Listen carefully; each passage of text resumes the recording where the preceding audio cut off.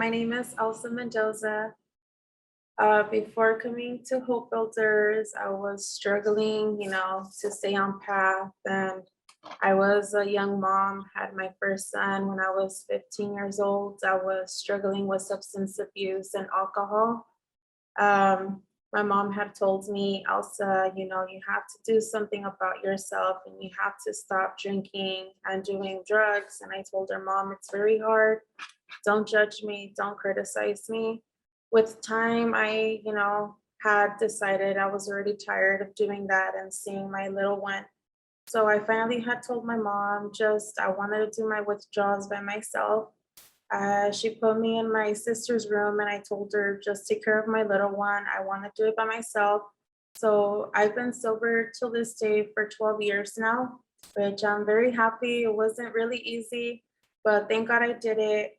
I had to go to school since I was so young and I had to finish my high school diploma. My mom had told me, I don't know how you're going to do it, but you have to work and you have to be responsible. I had told her, how am I going to do it if I'm so young? She told me, well, you wanted to be an adult and have a child. So I was like, okay. I went to Taco Bell, which was closed down my street, like 10, 15 minutes away. I went and they told me that I had to get a school permit. I went back to my school and they told me that I had to have good grades. So I finally talked to all my teachers and I mastered all my good grades. They finally gave me the permit. I had to go to work part-time and doing my school as well. My mom told me, you are gonna go walking. If you want me to take you, you have to give me gas money. I told her, Mom, how am I gonna do it with a part-time job? She told me, I don't know how you're gonna do it, but you can do it. So every time I would get paid, my mom would always take away my check and she told me, this is for rent, this is for me to take care of your child, and this is for you. So I was only literally stuck with 50, $60, and I was like, okay, I can't complain. So I was saving little by little. I finally, it was really hard going back and forth. And I finally met one of my friends that told me, Elsa, you're burning yourself out too much. How about if you want to come and join where I'm working at, which is a temporary job, an agency? And I told her they're going to ask me for my school permit and I could only do part-time job. So when I went to that agency, they had told me, no, it's okay. You could work a full-time job. We don't need nothing from your school, which I was like, great. I don't have to be dealing school and doing this. So I was finally lying to my mom that I would be going to school. So I would just go to work a full-time job. Agencies was just temporary jobs. It was just like a month or temp to hire, which it was really hard and seasons would be ending, the job would end, I would have to go somewhere else. So agencies didn't have jobs. It was kind of hard. So I finally ended up having my second, third, and fourth child before I was 19 years old. Um, it was very hard, looking for a room by myself with four children, and with me, I was five. People hardly wanted to rent me a room. Since my children were so small, people would be getting frustrated that they were crying. They would tell me, you know what, this is your last month. We're so sorry. I would always tell them, please understand, they're small. So it was really hard. With the money that I was saving, I had bought myself a van.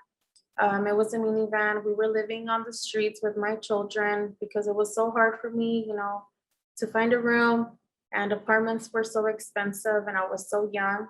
I was not getting qualified for no financial aid, no food stamps since I was young, and I needed my mother's bank's account and everything, and she just didn't want to give me all that. Sitting there for 3 hours, it was kind of hard. I had to work for those 3 hours.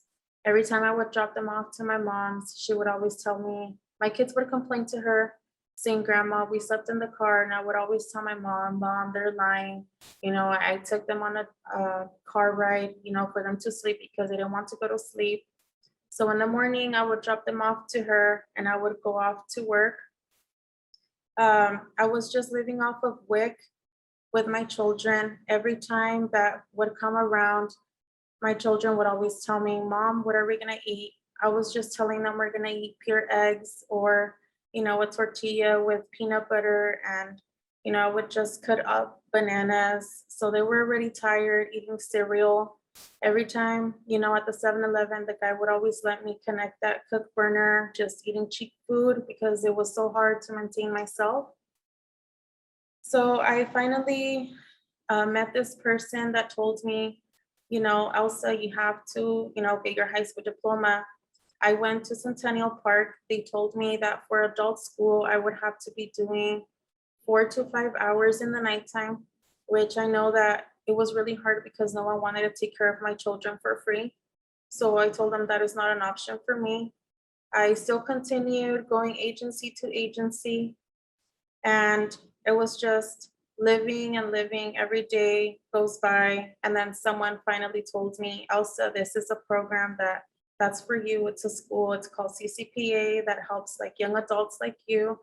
So I went to school, and I was like, how many credits do I need to do my high school diploma? They told me I had like 200 something, and I was like, wow, that's gonna be a lot. They told me you could just bring your packet in every week. Every day I would just be, like sometimes making up stuff or filling in blanks, and I would turn it in. My teacher would be like, Elsa, stop lying, do your work correctly, and it's gonna be, like half credit. And I was like, really, half a credit's not gonna help me. So that teacher finally left the school. I finally got another teacher. She was really hard on me. She was like a really tough teacher. And Miss Lowe would always be there, like behind my butt. And she saw that I was living in my car with my children. I was there every time with her. She was helping me, and I was turning in packets after packets. After 2.5 years, I finally completed my high school. Then COVID had hit, so we finally had a drive-through ceremony, I was really proud of myself. I invited my family, which, they were impressed because they would always doubt about me that I was unable to obtain my high school diploma. So with time, my teacher told me, Elsa, I'm gonna help you with the room for rent. So she finally gave me the opportunity, like to set aside money and help myself with my children.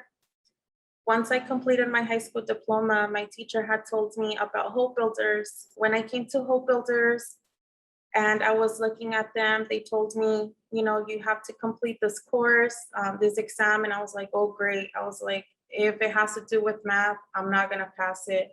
So I was deep down in my mind, and I was telling the secretary, Cynthia, there, I was like, if I know what 1 + 1 is 2, I was like, but if I look at multiplication and everything, and she started laughing, she's like, you're just gonna do great.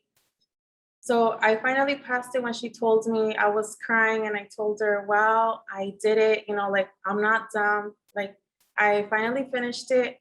So when I was doing the course through Hope Builders. We had to do this assignment, which was through Santiago Canyon College at nighttime. I was working a second job at the nighttime. So when I was really hard because it was in the nighttime from 6 to 9 p.m. And every time I would always have to tell my supervisor or the people that were there, I have to do work, I have to log on. So every time I was hiding, normally from like the owner, because he would always come in the nighttime, and I would always be taking the laptop, to the restroom. And, he was just looking at me every time, going back and forth. And he's like, Elsa, are you okay? No, I just, like have stomach problems. But then it came to this point that he told me, are you going to have stomach problems every time? So he finally caught me, and I told him, I have to be doing school. And I told him a little bit about my story. He finally told me it was okay for me to sit down and do my school and getting paid at the same time, but I was going to be doing office work. And I told him, I've never touched a computer in my life. And he was showing me software and like Windows and Excel and everything. And I was like, oh God, how am I going to do it? I have school, and then I have on top of that now this other job. So I told him, I'm going through so much stress, and he was just laughing. So I finally, once I finished, like Hope Builders and going through all, like my course and having the support from all my team, having like my teacher, Shelby, every time, being there against me, like just telling me, Elsa, you could do it. It's okay, take a breather. Having Miss Aide going to interviews. It was like so nice because I was never doing interviews. I never knew how an interview was or how to dress appropriately. or how to talk to people. So I was having really bad anxiety. Miss Aide going to, interviews, she taught me, exactly how to talk in a professional manner, how to overcome myself. And, it was just nice having all that support from Hope Builders. I love like working with children with autism. When I finally finished the program and I was looking in Indeed about, like behavioral technician opportunities, I finally found my company Footprints. When I went through my first interview and they told me that I was going to be getting $21 an hour, I literally told the person that was interviewing me, "Are we done?" Because I didn't know if it was symptoms of a heart attack or what was it. I've never had that. I literally told my mom, "I don't feel good, mom. Can you take care of my children?" I went to the ER, and the doctor literally laughed at me. He's like, "What's wrong with you?" I told him, "I'm going to be getting paid $21 an hour," which I've never in my life had experienced what it was getting a $21 an hour job. It was really hard, but thank God now that I've, been helping so many families and people, like better themselves and seeing the families smile that all these kids that I've been doing all this work and helping them improve. It's just been a blessing to me. And, like how Dominique said, like it wasn't only about the job, it's about, like making that impact and that difference in people's life. It's something, that's rewarding for me since I also have a son on the spectrum. Everything that I've learned throughout the time with my children of getting services and how I'm implementing it with, new families, it's just life changing, and everything is thanks, to Hope Builders for making me the person that I am now. Wow.